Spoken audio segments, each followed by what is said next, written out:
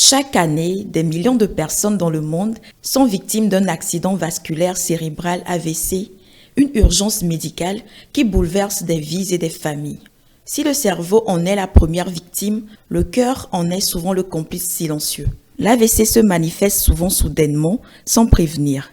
Il est crucial de reconnaître les signes d'alerte. Le patient qui est hypertendu, l'hypertension chez le patient doit nous alerter sur le risque qu'il va faire un AVC. Le patient qui est diabétique, le patient chez qui le médecin a détecté un trouble du rythme, donc il va chez le médecin lui dit « Ah, votre cœur ne marche pas bien ». Il y a aussi le patient obèse, qu'il ne faut pas oublier. Un patient obèse, il doit savoir que l'obésité en soi peut entraîner un AVC, parce que on est obèse, le sang ne circule pas bien, le sang devient lourd, le sang peut se thromboser, faire des caillots, et puis un caillot peut monter jusqu'au cerveau, faire un AVC. Donc la sédentarité aussi. Une patiente qui prend, dans l'interrogatoire, qui me dit non, moi je prends des pilules, et puis je fume de temps en temps, cigarette. Bon, j'associe les deux, je sais que bon, il peut faire un AVC. Un jeune homme aussi qui vient chez moi, qui me dit non, moi, bon, il m'arrive de fumer, de prendre des substances toxiques. Bon, là, je sais que oui, il peut faire un AVC. Bon, maintenant, si vous me parlez de signes d'alerte d'AVC, ça c'est autre chose. Ça veut dire que le patient ressent des choses et en parle avec son médecin, et là le médecin doit savoir que il peut faire un AVC. Le patient qui vient en consultation, le plus souvent il vous dit j'ai mon bras gauche là qui est lourd, j'arrive pas à le soulever, ça va être difficulté, je ne peux pas porter mon sac, et mon pied aussi gauche, je sens des fourmillements, je sens des choses dedans. Et bon, ça, c'est un signe d'alerte que ce patient-là, peut-être même qu'il est en train de faire un AVC. Quelqu'un qui fait un AIT, un accident ischémique cérébral transitoire, va vers l'accident vasculaire cérébral constitué. Donc, c'est un signe d'alerte. Je suis faible, j'arrive pas à marcher, mes pieds tremblent, je ne comprends pas. Et j'ai des maux de tête violents. C'est intense, c'est arrivé brusquement. J'ai pris du paracétamol, ça ne s'est pas calmé. Bon, ça, c'est des signes d'alerte. L'AVC n'est pas une fatalité. 80% des cas peuvent être évités grâce à la prévention. C'est de s'écouter, c'est d'aller voir son médecin quand même au moins une fois par an pour vous prendre la tension, pour vous faire un électrocardiogramme pour voir s'il n'y a pas des troubles du rythme tel que je l'ai dit. Et puis, si on veut vraiment prévenir ça, il faut éviter tous les facteurs de risque de maladies cardiovasculaires. Et ces facteurs-là, c'est quoi? C'est l'hypertension, c'est l'obésité, c'est trop de sel, la surconsommation de sel, le tabac, il faut réduire, l'alcool, parce que l'alcool aussi peut entraîner des AVC. Et quand on dit alcool, chez les hommes, c'est pas plus de 14 verres d'alcool par semaine. Verres d'alcool, pas bouteille d'alcool. Et puis, une femme ne doit pas boire plus de 8 verres d'alcool par semaine. Et il y a aussi la sédentarité, je ne sais pas si je l'ai dit, vous devez bouger, faire un exercice physique au moins 3 fois par semaine, à une demi-heure, ça suffit largement. Si vous aimez danser, allez danser. Si vous aimez nager, allez nager. Si vous aimez marcher, marchez. Et voilà. Et puis, il y a aussi un autre facteur, c'est le stress.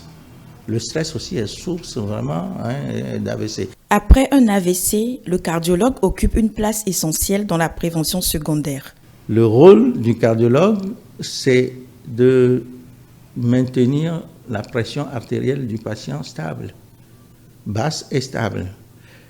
Et sensibiliser, parler au patient, suivre le patient, parce que ce qui se passe, c'est que les patients, Hein. C'est-à-dire que vous devez travailler sur la remotivation du patient à prendre des médicaments, hein, et à suivre les soins. Parce que les patients, il y a beaucoup qui se disent, pourquoi je vais continuer à prendre les médicaments? J'ai déjà fait un AVC. Alors qu'ils se trompent. C'est pas parce qu'on a fait un AVC qu'on ne va pas en faire d'autres. Non, il y a un risque de récidive et maintenant et qui peut être fatal en fait, hein, le deuxième AVC.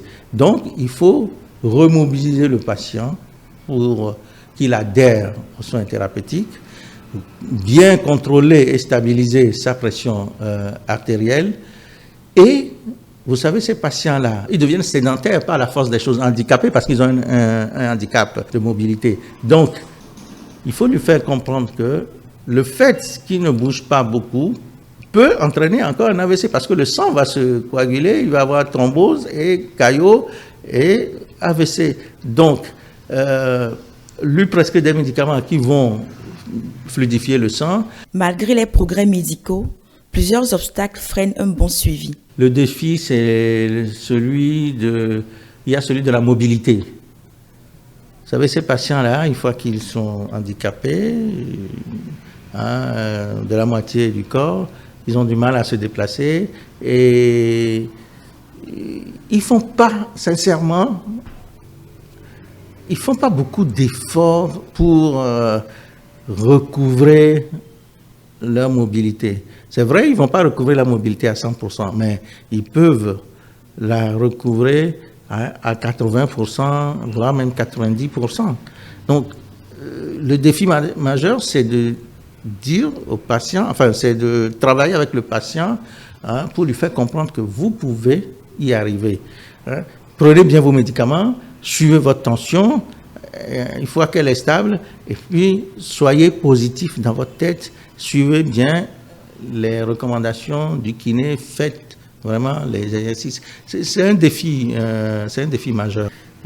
Et le défi, c'est de trouver aussi les médicaments qui baissent bien leur tension artérielle. Ça aussi, c'est très important. Et de le faire adhérer à ça. Pour prévenir l'AVC, certains conseils doivent être pris en compte. Il faut éviter tous les facteurs de risque qui conduisent à l'AVC. En premier lieu, l'hypertension artérielle. Donc, contrôlez votre tension artérielle. Ça, c'est vraiment mon message le plus fort. N'attendez pas que l'AVC survienne pour découvrir que vous êtes hypertendu. Contrôlez votre tension. Faites-le. Au décours d'une consultation, même si c'est un parent que vous accompagnez chez le médecin, profitez pour prendre votre tension. Parce que aujourd'hui, ce qu'on découvre, bien ce qu'on voit, c'est que les patients hypertendus sont de plus en plus jeunes. Et c'est des patients qui vont faire des AVC.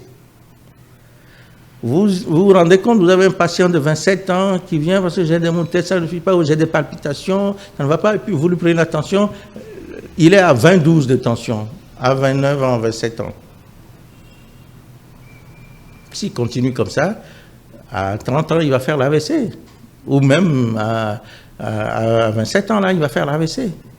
C'est mon message majeur, ça. Contrôlez votre tension. Surtout si vos parents sont hyper tendus, alors commencez par vérifier votre tension très tôt. Parce qu'il y a toujours une prédisposition familiale à l'hypertension artérielle. Donc, contrôlez votre hypertension. Ne soyez pas sédentaire. Évitez de manger trop de sel. Évitez de manger trop de gras pour le cholestérol, parce qu'il va se déposer dans les artères. Et je vais quand même dire quelque chose, mais je pense que je prêche dans le désert, c'est éviter le stress. On peut pas l'éviter, mais essayer de faire l'effort de banaliser les situations conflictuelles, éviter vraiment le stress. Je sais que c'est pas facile, je sais que c'est des discours vains, mais allez-y, quoi, essayez, vous allez voir, ça marche. L'accident vasculaire cérébral n'est pas une fatalité. C'est souvent le signal d'alarme d'un cœur en difficulté. En agissant sur les facteurs de risque cardiovasculaire, en consultant régulièrement son cardiologue et en adoptant une vie saine, chacun peut réduire le danger. Protéger son cœur, c'est aussi protéger son cerveau. Parce que dans cette alliance vitale entre les deux, chaque battement compte.